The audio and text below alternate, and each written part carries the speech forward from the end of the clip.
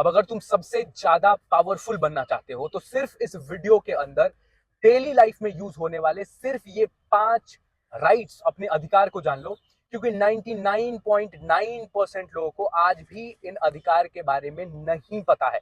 इसलिए इस वीडियो को बहुत ही ध्यान से देखना और सभी के साथ शेयर जरूर कर देना।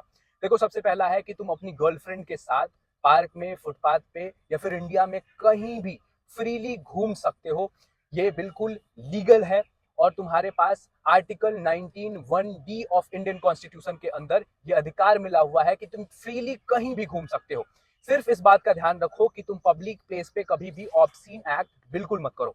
दूसरा है कि तुम अगर कहीं भी नौकरी करते हो तो 2 बातें तुमको पता होनी ही चाहिए।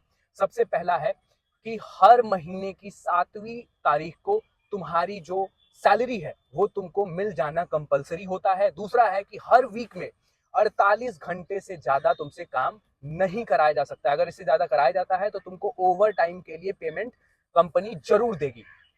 तीसरा है कि अगर कभी भी तुम बाहर खाना खाने जाते हो कहीं रेस्टोरेंट में या फिर होटल में, तो बिल को जरूर चेक करो।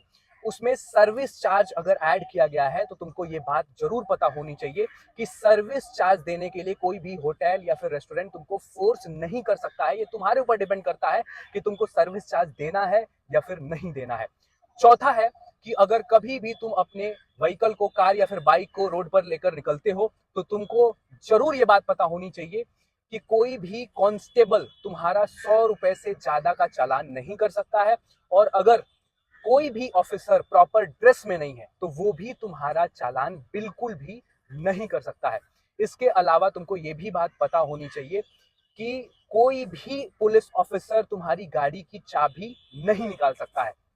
पांचवा और सबसे इंपॉर्टेंट है कि जब भी तुम दुकानदार के पास कोई भी सामान खरीदने जाते हो तो उस सामान पे एमआरपी जरूर चेक करो। अगर एमआरपी से 1 रुपए भी ज्यादा दुकानदार तुमसे चार्ज करता है तो तुम उसकी वीडियो रिकॉर्डिंग कर लो और कंज्यूमर फोरम में तुम उसकी कंप्लेन रजिस्टर करा सकते हो। उल्टा उस दुकानदार को तुमको कॉम्पनसेशन पे करना पड़ सकता है।